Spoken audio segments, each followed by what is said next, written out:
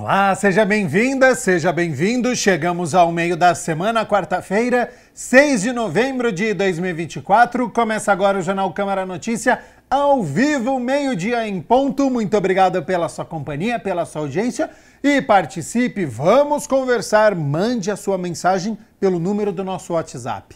19 é o nosso DDD. Para você que é de Campinas e região, pode ir direto no 978293776.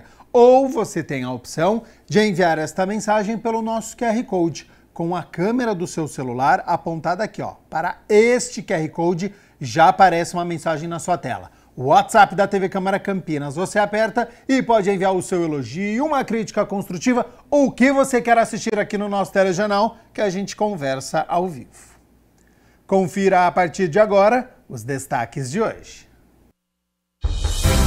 Comissão de Política Urbana realiza audiência pública e debate o projeto que visa regularizar a unificação de uma área doada à FUMEC. Inclusão e Acesso Legislativo lança Câmara Braille para que público com deficiência visual tenha informações sobre as votações nos dias de sessão. Regiões de Campinas e Piracicaba têm 40% de microempreendedores individuais inadimplentes. E o quadro Giro Ambiental aborda a importância de se reciclar o vidro.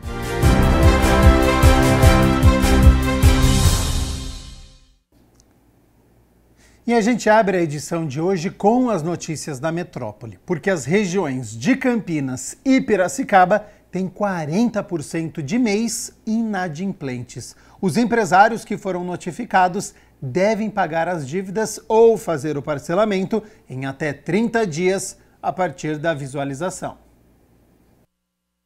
Cerca de 40% dos microempreendedores individuais das regiões de Campinas e Piracicaba estão com algum tipo de inadimplência, segundo dados da Receita Federal. É o que confirma a analista de negócios do Sebrae. É preocupante porque já há mais ou menos uns 3 anos, aqueles inadimplentes de mais tempo estão tendo os seus débitos inscritos em dívida ativa da União, o que pode ocasionar, além do cancelamento do CNPJ, o bloqueio do CPF desse empreendedor. Então é preocupante, sim. Os dados se referem àqueles que optaram pelo Simples Nacional em agosto e que não pagaram o documento de arrecadação do Simples Nacional em setembro. Esses são os empreendedores que estão devendo mais recentemente, mas existem débitos de mais de 5 anos, na maioria dos casos.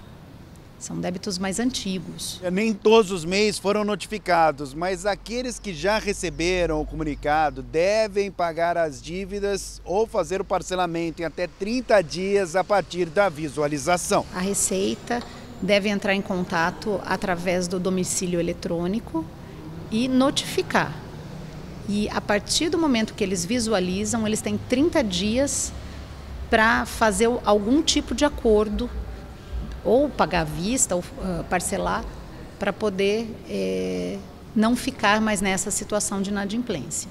E não correr os riscos, né, de ter o seu CPF e o seu CNPJ cancelados. Existem os sites, né, da própria Receita Federal, que é parceiro do Simples Nacional, e também o Regularize, que é o da Procuradoria-Geral da Fazenda, quando a dívida já foi inscrita em dívida ativa.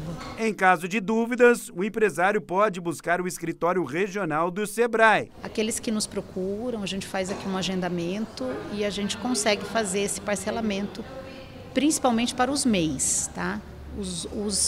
Aqueles que são ME, que é microempresa, devem procurar o seu contador. Exatamente, então quem tiver alguma dúvida, alguma dificuldade, pode procurar o Sebrae na cidade que vai ter o auxílio. Sim, a gente auxilia já há bastante tempo, a gente faz os acordos para os empreendedores. Esse é um problema que não acontece só em Campinas. A inadimplência ocorre em meio a um cenário em que mais de 1.100.000 MEIs em todo o Brasil foram notificados pela Receita Federal para regularizar suas dívidas sob o risco de serem excluídos do regime a partir de janeiro. Inclusive aqui no Sebrae o que a gente mais atende é acordo de débitos, parcelamento no caso, é o que a gente mais atende. Tem sido o serviço do MEI mais procurado. Seprocamp firma parcerias com diversas instituições, entre elas a ESPRO, que visa a formação de jovens e adolescentes que estão em situação de vulnerabilidade. Atuando na inserção de adolescentes e jovens em vulnerabilidade social, a ESPRO e a Seprocamp oferecem um projeto de formação para o mundo do trabalho. Com turmas padrões, e esse projeto em específico, ele é um curso de formação afirmativo. Então aqui a gente está trabalhando as questões de diversidade no viés de equidade de gênero, né? E aí, com isso, a gente traz também a parceria com a Seprocamp, que é uma parceria que iniciou esse ano. Então nós estamos aqui a primeira turma, que é dentro do satélite Íris, atuando aí com as jovens, né, desse entorno, dessa região, que possuem a faixa etária de 14 a 17 anos. Neste modelo, o projeto traz a arte como forma de inclusão e empoderamento. Quando me convidaram para dar essa oficina para as meninas, eu fiquei muito feliz, porque meu trabalho fala muito sobre isso, né, e poder impactar essas meninas desde o início, assim, né, que é uma turma de predominantemente mulheres, a gente trazer através da arte esse empoderamento feminino, né, questão da liberdade, da autonomia, da importância da autonomia, da sororidade, do poder feminino. Então a gente poder representar isso através da arte e eu poder mostrar um pouquinho para elas como que é esse desenvolvimento artístico, né, da pintura, da construção, e a gente poder representar, falar sobre arte, falar sobre temas importantes através de uma outra linguagem, que nessa linguagem, no caso, é a pintura, o mural. Eu acho isso incrível de poder passar essa informação para elas e para quem também está passando aqui no dia a dia, poder ter esse impacto diário com essa obra. Além de oferecer acesso à arte, o projeto também trabalha marketing pessoal, educação financeira, comunicação e outras atividades que darão a elas a mesma oportunidade que teve a Yasmin. Conquistei e eu não estava esperando que ia ser tão rápido assim. Eu vinha fazer o curso normal, fazer os trabalhos aqui e eu acho que eu fui me destacando. E aí eu fui indicada, a minha instrutora me indicou, a empresa, né, as pessoas entraram em contato comigo e aí eu fui fazer a entrevista. No mesmo dia eu já tive a resposta que eu passei. Aí hoje mesmo eu já fui fazer exame admissional, abrir conta no banco, fazer tudo. O grafite trouxe para este projeto e para o equipamento público arte, empoderamento e identidade feminina. Para mim é gratificante porque, além de representar a nossa turma, né, que é o FMT Afirmativo de Mulheres, também representa toda a sociedade de mulheres. E também cada arte pode inspirar outras mulheres, como igualdade, reconhecimento. O nosso projeto é Mulher Inspiradora. A gente está tendo aqui um projeto que é para a gente reconhecer mais as mulheres. A gente está fazendo o nosso projeto para poder deixar a nossa marca, né? Para a gente poder ser mais reconhecida, para a gente poder as pessoas passarem aqui, né, e ver, nossa, que arte legal, né, sobre mulheres e tal. Você sabe o que é procrastinar? Ou ainda como identificar este comportamento? Para quem não consegue fugir dela, a procrastinação pode ser uma inimiga da rotina, interferindo diretamente no aumento do estresse e na queda da produtividade. Buscar ajuda, como a terapia, pode ser uma alternativa para entender as causas de procrastinar, acolher as emoções que aparecem neste processo e não deixar os projetos profissionais e de vida de lado. A palavra procrastinar vem do latim procrastinatus, ou procrastinare, e é traduzida como a frente de amanhã. Você, assim como eu e a Daniela, já deve ter passado por situações em que pensou: mas por que fazer isso hoje, se eu posso fazer amanhã? Também de adiar uma tarefa, interromper uma tarefa no meio da execução dela, jogar a tarefa para depois. Algumas variáveis que colaboram, né, para essa identificação e para esse comportamento é quando é uma tarefa muito difícil, muito custosa, ou então quando ela tem uma alta probabilidade de falha. Eu inventava outras tarefas para fazer, então assim, eu tinha que fazer uma determinada tarefa para atingir aquele objetivo, mas eu inventava um monte de outras tarefas para colocar no lugar daquelas que eu tinha, na verdade, hoje, identificando, eu tinha medo que desse certo, sabe? Ou que eu desse errado, mas que, assim, hoje eu percebo mais que a gente tem medo, muitas vezes, de que dê certo do que de que dê errado. Aí, agora, né? O que eu faço agora que deu certo? Eu não sabia falar não para as pessoas, então, qualquer pessoa que me pediu uma ajuda, eu colocava na frente da minha ação, do que eu precisava fazer. Então, hoje eu identifico que isso era uma desculpa que eu usava para não realizar aquele objetivo que eu tinha medo, na verdade. Trabalhar em casa foi mais um desafio para a Daniela. Porque você tá aqui, aí você fala, ai, a louça, né? Vou lavar a louça. Ai, a roupa. Aí a máquina apita, ai, vou pendurar. E eu ficava procrastinando com isso também, né? Colocando essas coisas, não entrar aqui e falar, não, eu tô no meu trabalho. E até de se arrumar, né? Você acorda, vem de pijama muitas vezes e isso faz total diferença. Eu escutava as pessoas falarem e é verdade. Você acordar, você passar um batom, você se arrumar e vir trabalhar, mesmo que seja em casa. Isso faz muita diferença na produtividade. É comum que as pessoas prefiram fazer algo divertido a trabalhos que exijam mais esforço. Mas quando a procrastinação se torna um hábito, isso pode virar um problema para qualquer rotina. E é aí que entra a terapia para ajudar na identificação das causas, como explica a psicóloga. História de vida, conversas, exemplos trazidos pelos nossos pacientes, nossos clientes. Acho que acolhimento é muito importante nesse momento, né? Identificar e saber que o comportamento de procrastinar ele não é generalizado. Então, a gente procrastina algumas tarefas e outras a gente não procrastina. Entender o motivo disso, o porquê disso, e aí ajudar, né, definição de metas. Eu indico muito a terapia analítico-comportamental, porque ela é uma terapia muito focada, ajuda muito nas questões do dia a dia, nas práticas do cotidiano. A Daniela, por exemplo, buscou por autoconhecimento e investiu em cursos de inteligência emocional. Só assim, ela conseguiu tirar da gaveta um projeto de mentoria financeira para mulheres empreendedoras. Então foi através desses cursos que eu fui mudando o meu foco e as minhas atitudes, as minhas ações diárias, né? Tem um treinamento, né, que é baseado no livro Foco na Prática, e a partir dele, eu lendo esse livro e colocando em prática, que eu vi como que a gente pode,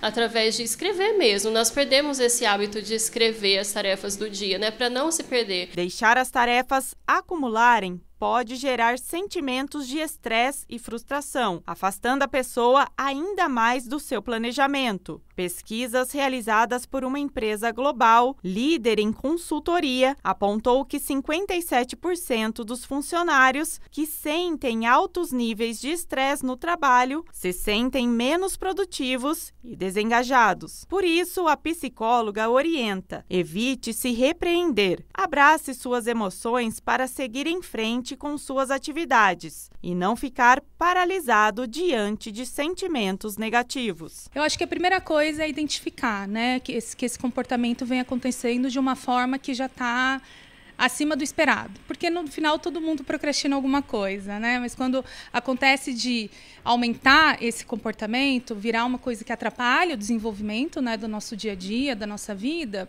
eu acho que é importante primeiro identificar isso e procurar ajuda de profissional, né? Algumas dicas aí do dia a dia. Eu acho que elaborar cronogramas, cortar, né, então, tarefas em pequenas partes, e aí a gente vai se recompensando diante de de chegar ao objetivo dessas pequenas partes. Eu acho que pedir ajuda para amigos, família, é muito importante ter esse apoio, esse acolhimento.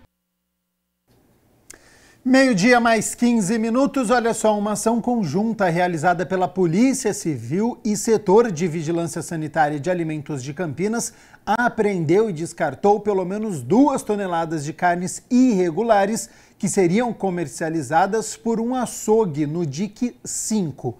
No local foram encontradas carnes irregulares em virtude da falta de informações sobre procedência e com validade vencida. Além disso, foi constatada a venda de produtos que devem ser direcionados somente às indústrias para manipulação correta. A penalidade sanitária imediata foi a inutilização dos produtos que serão levados para o aterro sanitário. Além disso, o responsável pelo estabelecimento vai responder a um processo administrativo onde pode apresentar defesa. A Vigilância Sanitária constatou que o açougue é regularizado e apresentava condições para funcionamento, incluindo boas práticas de higiene. A maioria dos produtos estava na validade correta para a venda. Se você tem denúncias sobre alimentos de origem duvidosa, você pode ligar no telefone 156. Vamos com as notícias do Legislativo, porque 2 projetos de autoria do Poder Executivo foram debatidos em audiência pública. Um representante da Prefeitura apresentou os projetos que deverão seguir aí o rito em plenário. O presidente da Comissão Permanente de Política Urbana, o vereador Arnaldo Salvetti, conduziu os trabalhos.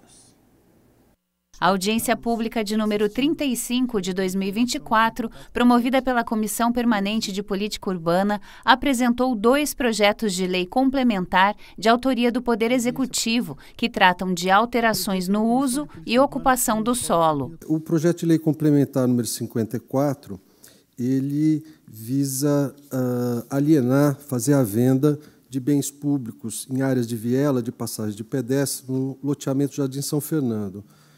Ocorre que essas passagens de pedestre, elas acabam por ser um tanto quanto inseguras. Então, a venda dessas aos proprietários dos imóveis lindeiros visa dar maior segurança e na área ali na região. O segundo projeto que nós temos, projeto de lei complementar também, é o 65 de 2024, ele pretende alterar uma lei para unificar a matrícula de 2 imóveis que serão doados à Fundação Municipal para a Educação Comunitária, o FUMEC. No local deve ser instalada uma unidade escolar e a região onde fica localizada é o conjunto habitacional Leque Valessa, ali no DIC 4. Para o presidente da Comissão Permanente de Política Urbana, os projetos devem seguir para a votação com grande possibilidade de aprovação. Eu acho que é de suma importância, né, para a cidade, né, para a população. A questão dos terrenos que são vielas hoje, por uma segurança melhor, o prefeito está dando essas providências para melhorar a segurança, né, do bairro, que é o Jardim São Fernando. E utilizar, né? Porque muitas vezes até mal utilizadas, né? Essas áreas invadidas, tá? Então hoje eu acho que essa questão das vielas é importante, e a questão da escola nem se fala, né? Eu acho que é mais uma do executivo, do prefeito, mais uma tomada de decisão que vem, né, aí ajudar também a população na questão de educação. Já que o prefeito tem feito um excelente trabalho, né? Excelente trabalho na área de educação, com creche, com novas escolas, eu acho que isso vem somar mais ainda com a cidade e com o DIC, que há necessidade muito grande lá nos DICs. E depois da audiência pública, qual é o caminho desses projetos agora, vereador? Agora vai encaminhar ao plenário para ser aprovado, né? Mas eu acho que isso é tranquilo, né? São projetos que contemplam a cidade e não há problema nenhum. A vereadora Guida Calisto encaminhou um requerimento ao prefeito solicitando informações a respeito de políticas públicas sobre economia solidária aqui em Campinas.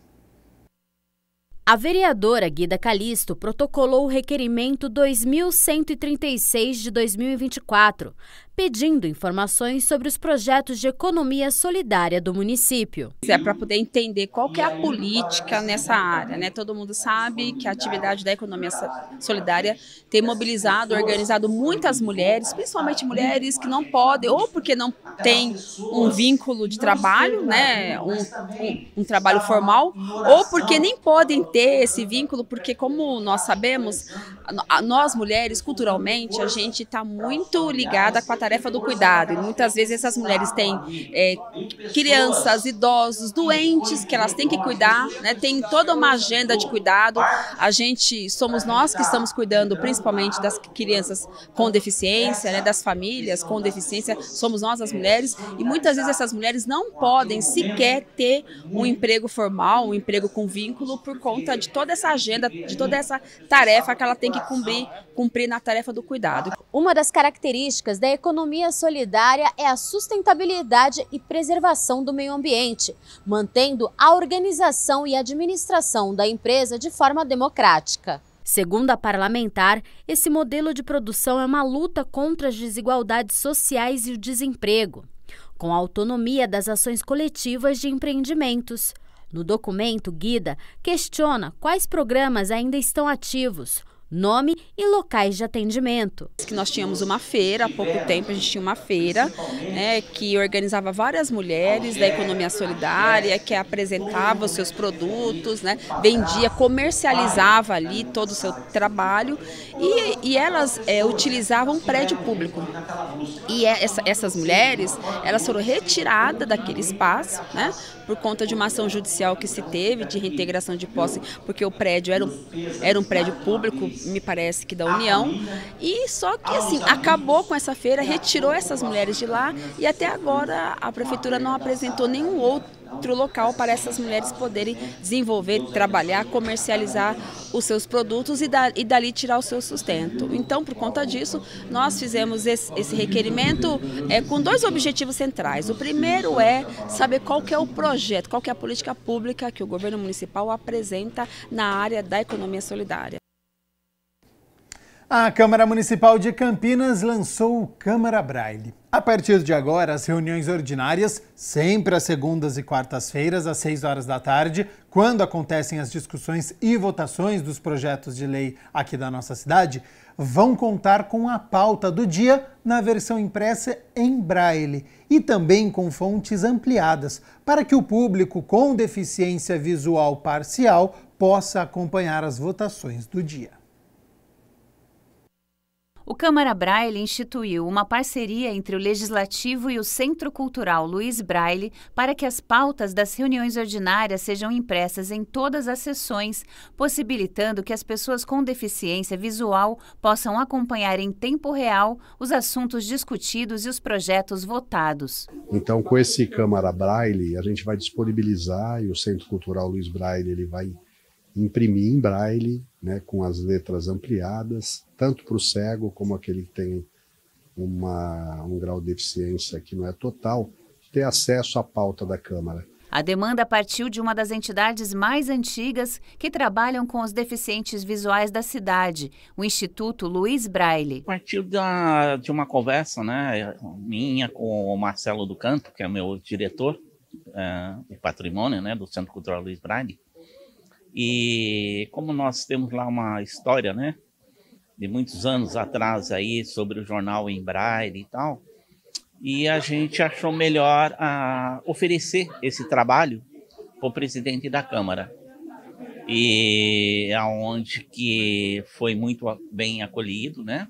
E hoje nós estamos selando aqui a nossa parceria, Centro Cultural Luiz Braille, com a Câmara Municipal de Campinas. Ao que tudo indica, Campinas é a pioneira. Eu não tenho conhecimento, mas eu acho que Campinas está dando o pontapé. Para a secretária de Desenvolvimento e Assistência Social da cidade, esse é um avanço na inclusão social para Campinas. Esse é mais um passo importantíssimo, principalmente para as pessoas que têm baixa visão ou deficiência visual. Ter a Câmara em Braille é muito importante. Nós sabemos que a Câmara é o espaço do povo, é aqui onde o povo é representado. E para que essa representação seja plena, todos têm que ter acesso às informações. Isso é muito importante, tornando a Casa do Povo acessível ao povo de todas as formas. O Francisco já acompanha as sessões pelo YouTube e agora já pensa em vir mais para a Câmara. Vim mesmo, pessoalmente, para ver como que é, que pela telinha é diferente, né? Agora a gente tem a qualidade de estar aqui, né, nessa inclusão. O convite será estendido aos amigos. Hoje é um marco para pessoas com deficiência, né, PCDs, tá aqui, porque aqui a casa é nossa. Aqui a gente precisa estar aqui. E com o presidente, que está aqui hoje, trouxe essa acessibilidade para a gente. E eu vou convidar sim, a gente vai estar presente. Não em todas, mas na maioria. A tecnologia também está sendo uma grande aliada na inclusão. Através eu uso o aplicativo Talkback, que os PCDs conhecem, mas para quem não conhece, tem um aplicativo que ele vai falando, faz uma audiodescrição do acontecimento da tela.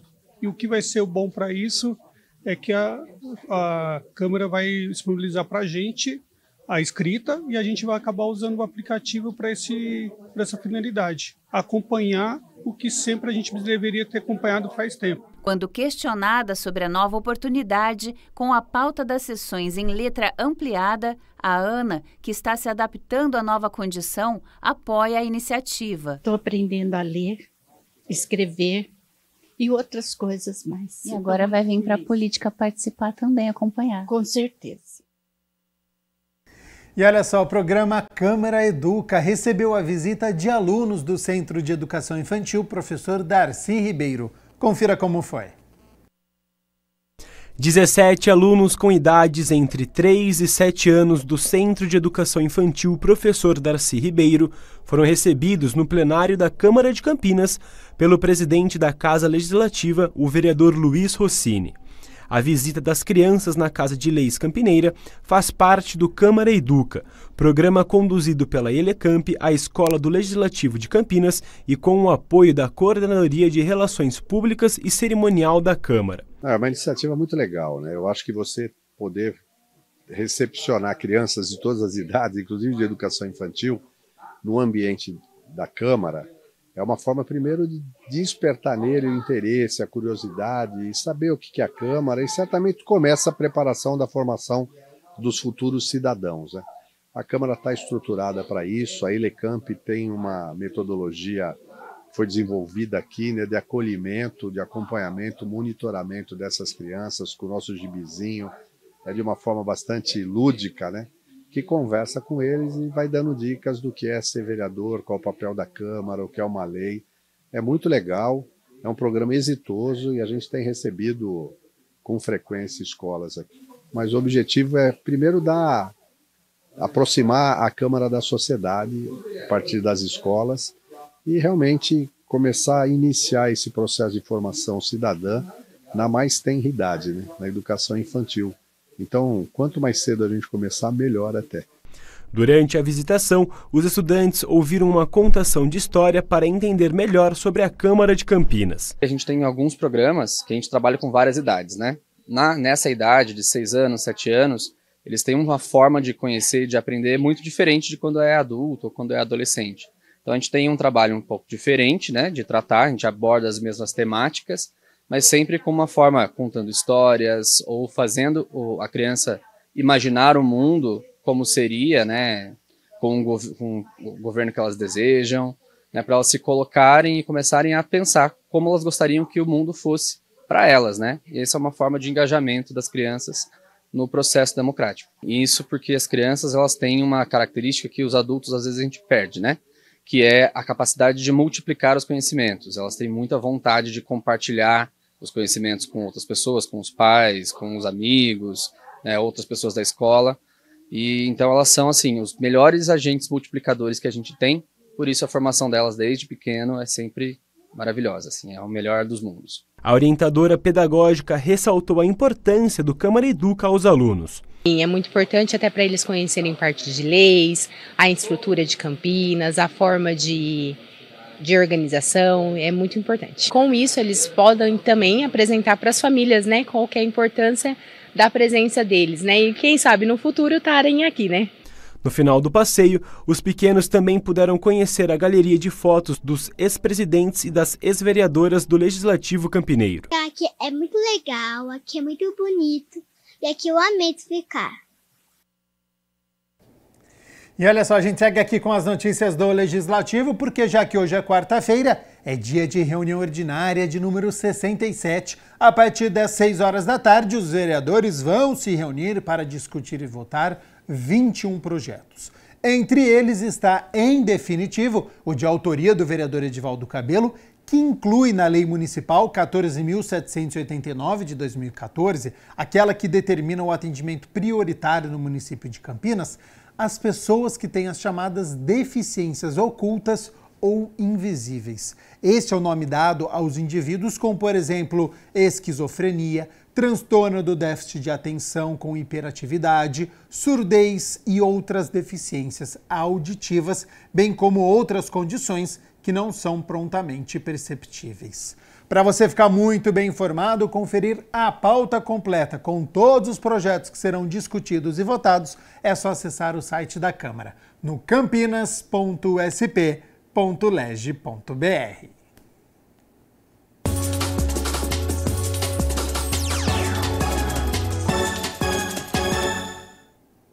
E atenção, torcida pontepretana, hein? O presidente Marco Antônio Eberlin anunciou nesta manhã que o técnico João Brigatti foi recontratado. É isso mesmo, viu? Então o treinador que iniciou o ano à frente da Ponte, disputou o Campeonato Brasileiro da Série B, foi demitido. Veio o Nelsinho Batista, também não conseguiu dar resultado na equipe, e aí o João Brigatti então retorna à Ponte Preta na mesma competição, restando apenas 3 rodadas. É a 7ª passagem de João Brigatti à frente da Ponte Preta, que tem um desafio contra o Vila Nova na próxima segunda-feira, 6h30 da tarde, fora de casa. Depois recebe o Sport aqui em Campinas e sai para jogar contra o Avaí. São as últimas 3 rodadas e a Ponte precisa de 2 vitórias para fugir do Campeonato Brasileiro da Série C. A gente segue então atualizando o futebol campineiro.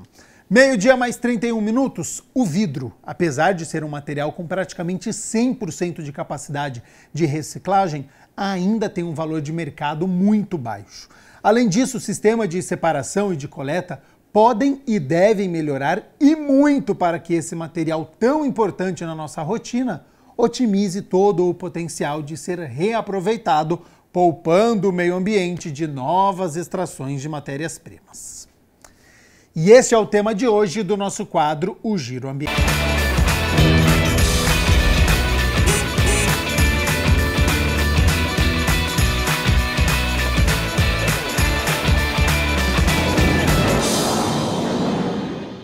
No Giro Ambiental de hoje, a gente vai falar de um tema super importante, que é a reciclagem de vidro. Estima-se que no Brasil, a reciclagem deixe de emitir 100 mil toneladas de CO2, ou seja, além de um impacto positivo para o meio ambiente, ainda gera emprego e renda. E para falar mais sobre esse tema, a gente convidou o Edson Grandisoli, que é professor, doutor e coordenador do Movimento Circular, e vai falar para a gente da importância dessa reciclagem, da destinação correta do vidro.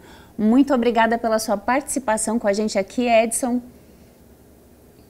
Oi, Alexandra, eu que agradeço muito o convite, sempre um prazer estar aqui com vocês.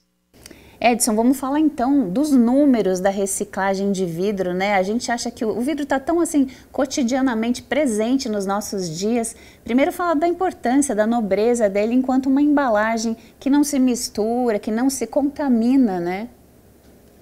Exatamente, é muito bem colocado. O vidro é um material muito nobre mesmo, e ele tem essa característica de ser bastante inerte, né? Então ele não reage com os líquidos, não reage com os alimentos, além de ter um potencial enorme também de ser reaproveitado, né? A gente tem essa tendência em casa de aparatos de vidro, vasilhas de vidro, a gente sempre guarda com todo carinho para dar um segundo destino, né? Então o vidro é um material que faz muito parte da nossa vida e tem que ser cada vez mais valorizado. E muito interessante também que ele não se perde no processo da reciclagem, né? 1 quilo de caco de vidro se transforma em 1 quilo de vidro, né? Exatamente. É um material aí que tem a possibilidade de ser reciclado inúmeras vezes, sem perder as suas características, sem perder a sua qualidade. E ele, de novo, ele faz parte do nosso dia a dia e é muito importante para que ele possa ganhar uma nova vida via reciclagem. É muito importante que a gente tenha todo um sistema por trás, né? Um sistema que envolve a casa das pessoas, de separar esse vidro, um sistema de coleta também desse vidro, para que ele possa chegar aos fabricantes ou às estações de reciclagem, às cooperativas, para poder ser triturado e depois esse material triturado ser misturado a novos vidros, né, a novas embalagens de vidro que estão sendo fabricadas. Então a gente tem um ciclo de vida aí que pode ser repetido inúmeras vezes, o que é muito importante e muito raro do ponto de vista de materiais. Quase um ciclo de vida infinito, né?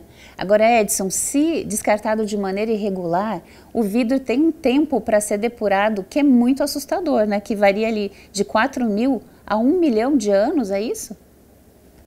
A gente tem sempre esses números muito elevados, né? É difícil estimar, porque também cada tipo de vidro tem uma composição diferente, tem uma composição própria, mas se sabe muito bem que na natureza, além de ser perigoso, né? A gente quando quebra um copo, quebra um prato em casa, a gente tem sempre que tomar cuidado na hora do descarte de embrulhar para não machucar a mão dos coletores, né? A mão das pessoas que trabalham com os nossos resíduos todos os dias. Tem também essa questão ambiental de que ele permanece no ambiente por muito tempo, né? Então, não é nada bom a gente ter um resíduo descartado na natureza e um resíduo dessa qualidade que demora tanto tempo para ser decomposto.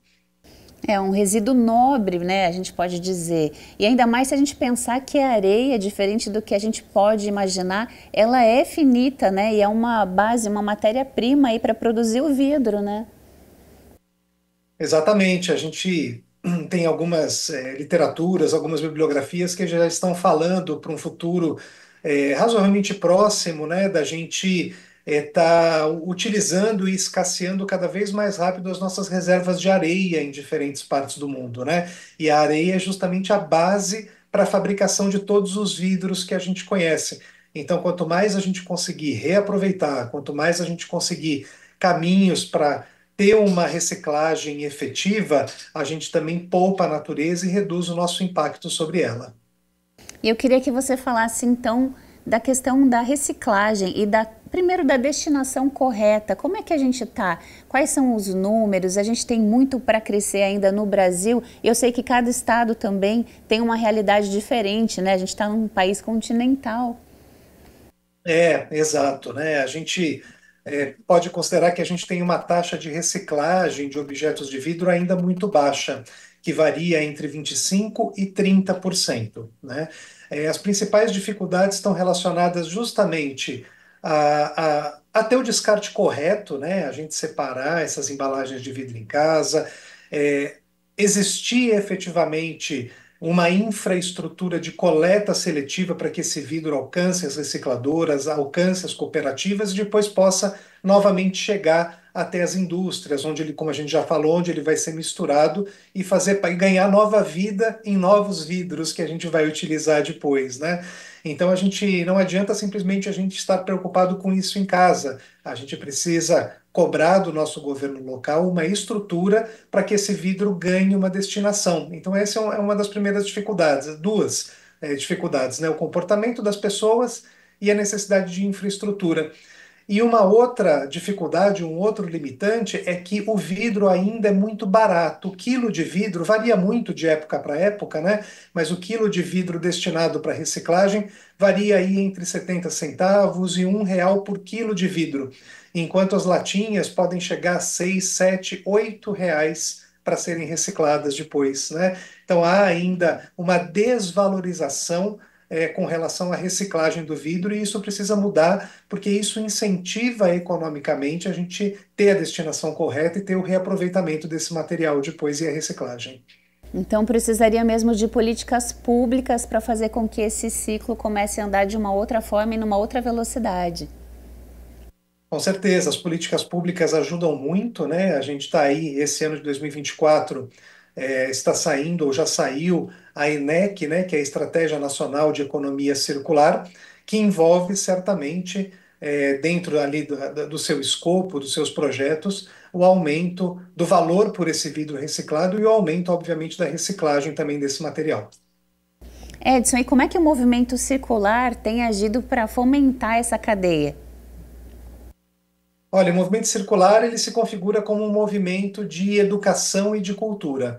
Então, a nossa principal missão, uma das nossas principais missões, é justamente conhecer um pouco melhor essa realidade, né, junto a prestadores de serviços, junto a empresas, junto a governos, e, num primeiro momento, difundir boas notícias, preferencialmente, e boas informações sobre economia circular. Então, a gente tem feito esse papel de trazer muito para a nossa pauta e para a pauta também dos nossos parceiros a importância da reciclagem do vidro, bem como a reciclagem do plástico, do papelão, do alumínio e todos os materiais que fazem parte da nossa vida aí todos os dias. Você arriscaria dizer hoje que o vidro é um dos materiais com mais potencial e mais subutilizado, ou dentro das possibilidades ainda não é com essa característica o maior? Tem muitos, quando a gente fala em materiais, a gente tem muitos materiais que poderiam ganhar uma nova vida, serem reaproveitados, né? A gente pode pegar, por exemplo, o exemplo do celular, que eu gosto muito. No celular a gente tem uma diversidade de plásticos, uma diversidade de minérios, né? Mas a gente tem ainda uma dificuldade relacionada ao design de muitos desses aparatos que fazem parte aí da nossa vida cotidiana, né? Que dificultam a reciclagem. E o vidro, ele tem um enorme potencial e um caminho muito importante a ser trilhado do ponto de vista de reciclagem, né? O que vai, de novo, ajudar a natureza a poupar recursos, gerar menos resíduos, que a gente já tem um problema relacionado a espaço e disponibilidade de aterros sanitários, e talvez o mais importante, gerar oportunidades dentro dessa cadeia do ponto de vista do desenvolvimento socioeconômico. Edson, já que você tocou nesse assunto, só por uma curiosidade, as pessoas que trabalham com design de materiais e de produtos que vão lançar um novo produto, elas já estão pensando nessa questão da sustentabilidade da reciclagem? Com certeza, isso tem mudado dentro das empresas, dentro das indústrias. Essa preocupação com o design, ela tem sido cada vez mais frequente na vida dessas instituições e, inclusive, na semana passada ou semana retrasada, saiu uma pesquisa que foi encabeçada pela Confederação Nacional das Indústrias, que 85% das indústrias pesquisadas citam que adotam pelo menos uma estratégia de economia circular no seu dia a dia. Então a gente tem visto, primeiro, a importância de difundir o que é economia circular, a sua importância, as suas possibilidades, e essa é uma outra boa notícia de ver que as indústrias, as empresas já estão preocupadas em trazer isso para o seu dia a dia, para os seus processos, para o seu funcionamento, né? Então a gente tem ainda um longo caminho a ser trilhado, um caminho importante, tanto para o ambiente quanto para as pessoas, mas nós temos aí recebido e visto cada vez melhores notícias com relação à adoção de práticas mais circulares. Muito bom, Edson. Eu queria que você colocasse seus canais do Movimento Circular, o seu particular, para quem tiver dúvidas e quiser conhecer mais sobre esse movimento.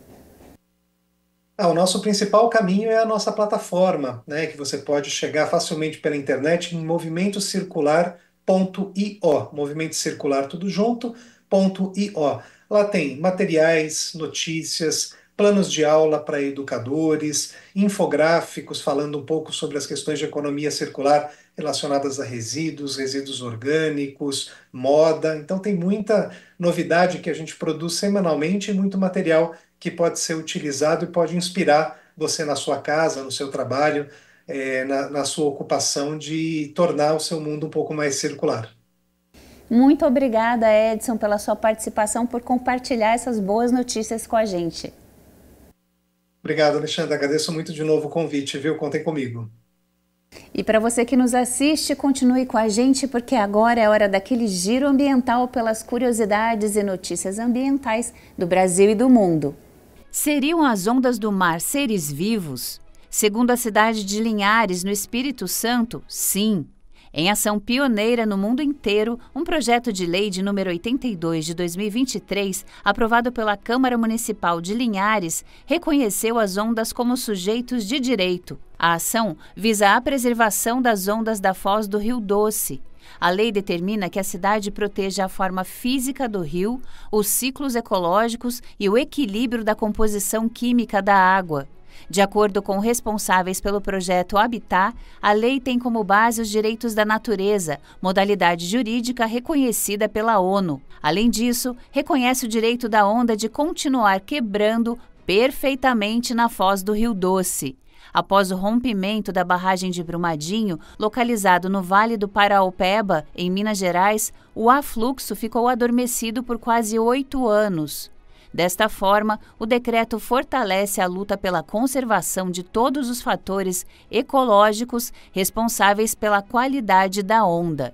Macacos chamam uns aos outros pelos nomes. Foi o que revelou uma pesquisa da Universidade Hebraica de Jerusalém, em Israel, ao descobrir que macacos sagui, nativos da fauna brasileira, chamam uns aos outros usando sons específicos, chamados de ficals, que funcionam como nomes. Até então, essa habilidade só havia sido documentada em humanos, golfinhos e elefantes. Os pesquisadores estudaram gravações de conversas entre pares de saguis e de interações entre outros grupos de macacos, analisando mais de 50 mil vocalizações de 10 saguis pertencentes a 3 diferentes grupos familiares. Única espécie de urso da América Latina que vive na América do Sul, é exclusiva da região dos Andes, corre risco de desaparecer. De acordo com a lista vermelha das espécies ameaçadas da União Internacional para a Conservação da Natureza, trata-se do urso de óculos, Tremarctos ornatus, também conhecido como urso andino, uma das 8 espécies da família Ursidae, como detalha a plataforma online especializada em biodiversidade. Para saber mais sobre esse animal, a National Geographic listou 4 curiosidades sobre ele que reforçam sua singularidade, como, por exemplo, o fato de que ele não hiberna.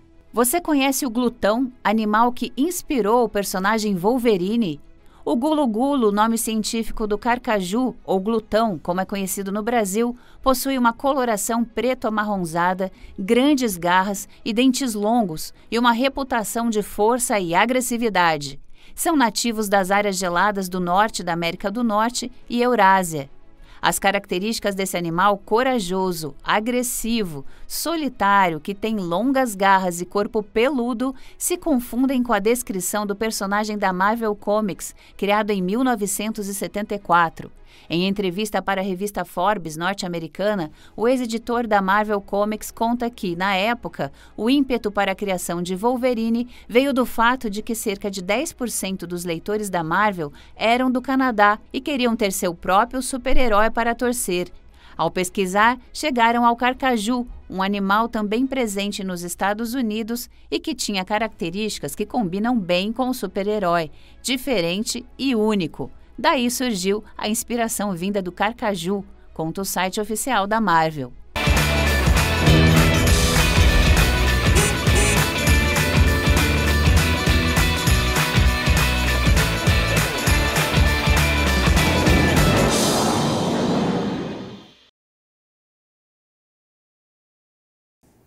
Bom, tivemos um probleminha então no nosso quadro Giro Ambiental, você percebeu? Já estava no finalzinho, você pode conferir na íntegra depois no youtube.com/TV Câmara Campinas. Tem a nossa playlist lá do Giro Ambiental, você pode ir em vídeos e você acompanha então o fim do nosso quadro. Bom, hoje é quarta-feira, é dia de conferir o trabalho daquela que elabora, estrutura, monitora os processos rurais, desenvolve e aplica técnicas para combater pragas e fortalecer a lavoura. Sobre os desafios de uma engenheira agrônoma, a partir de agora, se liga na profissão.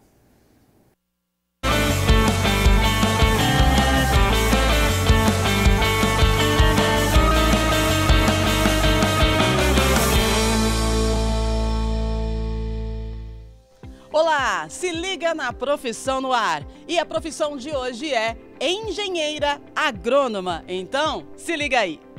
A história da agronomia no Brasil surgiu no início do processo de colonização portuguesa de modo paralelo à agricultura.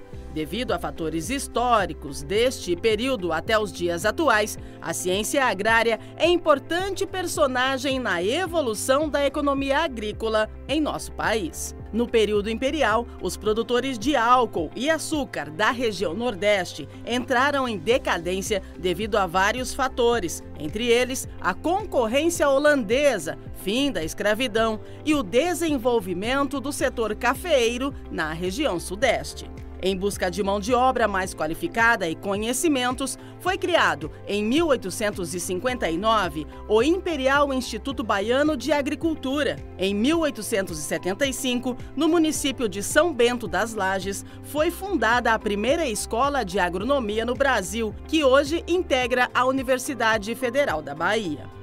Na mesma época, o Rio Grande do Sul, que também passava por uma crise econômica no meio rural, visava melhorar a ciência econômica e agrária na região.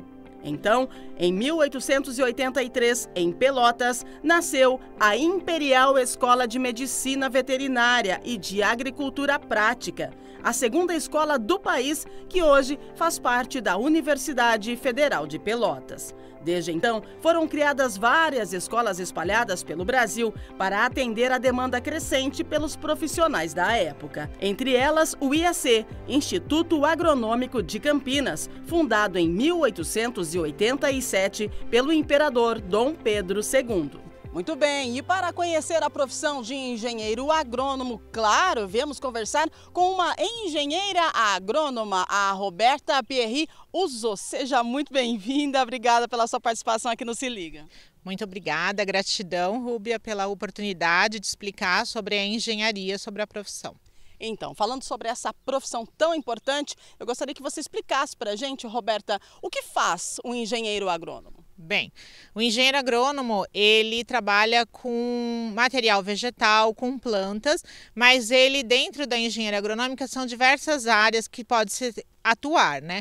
Então, uma das partes pode ser trabalhar com fitotecnia, então você trabalha com a parte de produção, diretamente com as plantas, você pode trabalhar com a parte de biotecnologia, e você pode trabalhar também dentro de laboratórios, pode trabalhar com drones, que agora está muito na moda e com muitos estudos embasados em cima disso, pode trabalhar na parte também de doenças em plantas, que atualmente é o que eu estou trabalhando no Centro de Fitossanidade, doenças, pragas, aí você visualiza fungos, bactérias, vírus, nematóides, insetos, pode trabalhar com solos, acho que eu tinha comentado, e também medições, por isso que se chama assim engenheiro agrônomo, então medições para a parte de área rural.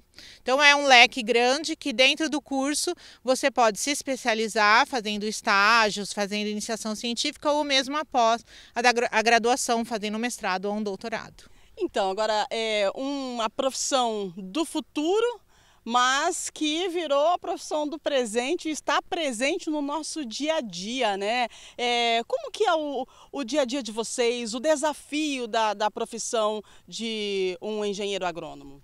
Bem, eu também penso como você, né? É uma profissão que ela é do passado, presente e futuro. Sempre porque nós trabalhamos que fornecemos alimentos para a humanidade, para o gado, para os animais. Então, sempre tem que estar trabalhando e se atualizando. Então, o que seria o desafio? O desafio é você estar sempre estudando, sempre se atualizando, porque com a tecnologia hoje, que a cada momento, a cada minuto, você tem que se atualizar, tem que estudar, tem que saber mais, você consegue juntar toda essa parte tecnológica com o que você tem de estudo já da parte de agronomia e fazer essa fusão dos dois, e aí você vai para um desafio maior, que é levar tudo isso para o campo. Mas exatamente como você falou, é a profissão do futuro. O mercado de trabalho do engenheiro agrônomo, né? Como é que ele está hoje? Como que você avalia isso? Hoje está muito bom. É uma profissão que financeiramente tem um retorno. Você tem diversas possibilidades, então você pode ir para a parte acadêmica, você pode ir para a parte de pesquisa, e sendo pesquisa dentro de universidades, dentro de instituições de pesquisa, como aqui onde a gente está, Instituto Agronômico, ou você pode ir para multinacionais, startups, ou ser autônomo. E você pode fazer consultoria. Então, um exemplo seria isso. Você, dentro da sua faculdade, você vai se especializando, depois você faz uma pós, você pega um know-how e depois você faz uma consultoria daquilo que você é especialista. Então, tem diversos locais, diversos meios que você pode, e independente da sua idade também. Porque, assim, mesmo você saindo da faculdade, você você tem possibilidade de emprego, e mesmo você já tendo uma idade um pouco mais avançada, que se diz porque é mais difícil você conseguir emprego, não tem problema, porque você tem um know-how de experiência. Muito bem. Agora você, Roberta, faz quanto tempo que você é engenheira agrônoma e por que optou por essa formação profissional? Bem, eu me formei em setembro de 99 na Universidade Federal de Lavras. Aí eu fui fazer mestrado e depois eu fui trabalhar com a parte de paisagismo e vim e passei no concurso aqui no Instituto Agronômico. Então hoje, atualmente, eu sou pesquisadora científica aqui do Instituto. E eu tô como pesquisadora científica, vai fazer 20 anos em março de 2025. Isso, eu entrei em 2005. Então em março de 2025 vai fazer 20 anos. E desculpa a outra pergunta que você falou. O porquê que você optou, né, por essa profissão? Sim, porque eu sempre gostei de animais. E aí uma das coisas era fazer veterinária. Mas eu sempre tive essa paixão por planta e trabalhar com terra e ter esse contato com a terra. E aí eu estudei e entendi o que era agronomia, mesmo porque eu não sou da parte, meu pai, eu não tive fazenda, e meu pai e a gente não é do interior, eu sou de Santos, então eu tive que estudar para entender o que era eu ser agrônomo. Gostei muito, fiz o vestibular, passei e tô nesse caminho e gosto muito. Maravilha, então. Olha só, gente, estamos aqui com a engenheira agrônoma falando pra gente sobre essa profissão, uma profissão do passado, do presente e do futuro e que se faz presente no nosso dia a dia. Roberta, eu gostaria de agradecer a sua participação com a gente aqui no Se Liga na Profissão e desejar para você aí sucesso. Gratidão pela oportunidade, que se faça mais vezes essas entrevistas, que vocês sejam muito bem-vindos aqui no Instituto Agronômico. Quem se interessar, tiver a oportunidade de querer, sejam muito bem-vindos para conversar pela engenharia ou mesmo para conhecer aqui o Instituto. Maravilha, obrigada. E agora nós vamos saber qual o curso que você deve fazer para se tornar um engenheiro agrônomo. Se liga!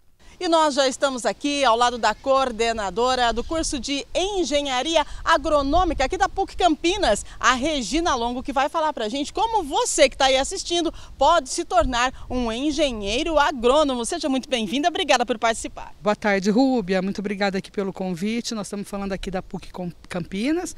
Nosso curso aqui na PUC é recém-inaugurado, né? Inauguramos em 2024. Em parceria com o Instituto Agronômico de Campinas, acho que vocês estiveram lá na Fazenda Santa Elisa, né? O espaço é bem agradável, aqui também bem agradável. E para se tornar um engenheiro agrônomo, então vocês vão ter que ingressar no curso superior, né? É um curso de duração de 5 anos, né? E que vocês podem ingressar via vestibular, tanto aqui na PUC, ou outra universidade, né? E vocês vão ter esse tempo para se tornar um engenheiro agrônomo. Muito bem. Agora, durante esses 5 anos, né, o que a gente estuda? O engenheiro agrônomo, né, tem aí um leque amplo de trabalho. Eu gostaria que você falasse para a gente a questão aí dos estágios, como é que funciona esses 5 anos de curso? Perfeito, Rubi. Então a gente tem uma formação básica inicial, junto com as engenharias, porque é um curso de engenharia, mas aí à medida com que o curso vai se desenrolando, mesmo desde o início, a gente vai tendo várias coisas já voltadas para a parte agrícola, para o agro propriamente dito, né? Então a gente vai tendo disciplinas que tratam do solo, que tratam da fertilidade, da produção agrícola, que trata do agro numa escala maior, né? Numa escala de mercado. Trata também da agricultura familiar, da produção de alimentos numa escala menor, produção de hortaliças, de frutas, trata de mercado mesmo, né, da parte da economia. Então tem uma amplitude muito grande de oportunidade de trabalho, de estágio. Então nós estamos com os alunos ainda iniciando o curso, mas muitos já estão estagiando, já estão fazendo iniciação científica. Então mesmo estando ainda no primeiro ano do curso, já está acontecendo muita coisa relacionada aí à agronomia. Legal. E você sabe que a Regina estava me falando que aqui em Campinas é o único curso de agronomia, né? De engenharia agrônoma. E ele começou aí faz o ano passado, foi isso? O primeiro vestibular é engenharia agronômica, Rubia, tá? Ele começou agora, o primeiro vestibular na PUC foi 2023 para 2024. A primeira turma está aqui em 2024 e nós já estamos indo para o segundo vestibular, já temos uma procura aumentando, já está ficando bem interessante o curso. Os alunos, apesar de ser uma turma pequena, mas gostam bastante do curso, a gente já fez muitas atividades aí ao longo desse ano, então foi muito, muito agradável. É uma profissão que tem uma perspectiva de crescimento muito grande, né? Ah, sim, Rubia, eu sou suspeita, né? Eu sou de formação, eu sou engenheira agrônoma, gosto muito da agronomia, você trabalha com muitas questões, até as questões ambientais, da sustentabilidade, né, que eu venho também trabalhando ao longo desses anos, então tem uma gama muito grande de coisas que dá para você trabalhar dentro da agronomia, da engenharia agronômica. Maravilha, então. Eu gostaria de agradecer a sua participação com a gente, né? Seu breve relato e explicação aqui de como você que está em casa assistindo Se Liga na Profissão pode fazer para se tornar um profissional, um engenheiro agrônomo. Obrigada pela sua participação mais uma vez. Obrigada, Rubi. Que venham, sejam todos super bem-vindos aqui, tá bom? Maravilha. E assim a gente encerra o nosso Se Liga na Profissão. Eu agradeço a sua audiência, a sua companhia e a gente se vê sempre por aqui. TV Câmara Campinas.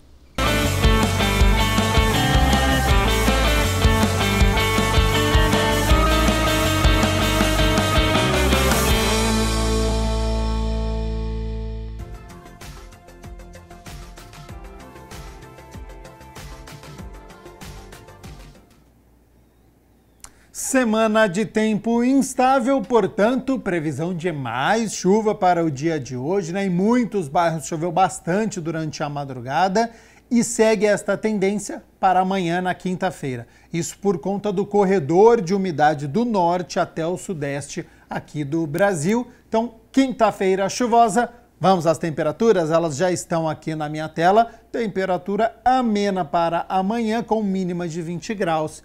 E a máxima não passa dos 24 aqui na nossa cidade. O Jornal Câmara Notícia fica por aqui. Muito obrigado pela sua companhia, pela sua audiência. Continue na nossa programação e nos vemos amanhã na quinta-feira ao meio-dia ao vivo. Até lá. Tchau, tchau.